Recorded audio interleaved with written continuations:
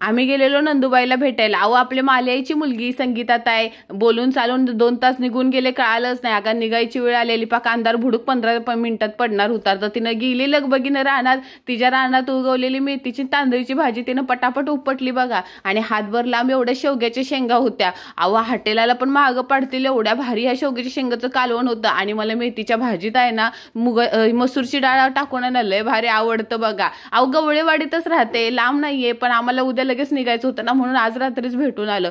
सगळ्या रानाच्या बाजूला तिनं गुलाबाची झाडं लावलेली आहेत. एक तर एवढं गुलाबाचं झाड हातभर मोठं, आणि हे कशाचं एवढं मोठं होतं काय माहित, नुसतं कळालंच नाही. आणि एका तर गुलाबी झाडाला तर असं गुच्छाच्या गुच्छाच आलेला होता. तिची 2 खुरडी, नवीन 2 आणलेली कोकरं, आणि तिचं सारवायचं घर. मला माझ्या नंदुबाईचं हे वालं घर आहे ना, घरकुल एकदम घरट लय आवडतं बघा. अहो सूर्याचा नुसता टिकली एवढा टिकलाच झालेला. 5 मिनिटात बोलता बोलता अंधार बुडूकच पडला बघा. कोकराचा पण मुक्का घेतला.